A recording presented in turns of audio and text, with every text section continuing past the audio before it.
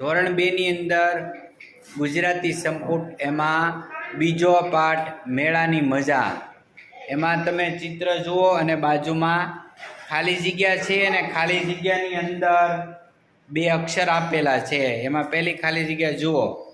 આ ખાલી જગ્યાનું ચિત્ર છે અને એમાં હ ને થ આપ્યું છે. શેનું ચિત્ર છે? હાથી. હ થ. ઓકે, સરસ. પછી બીજી ખાલી જગ્યા છે હાથીના ખાલી જગ્યા સુપડા જેવા જાડા છે ક ન કાન. ઓકે. હવે ત્રીજી ખાલી જગ્યા. આ કોનું ચિત્ર છે? એમાં છ ક ર આપ્યું છે છોકરો.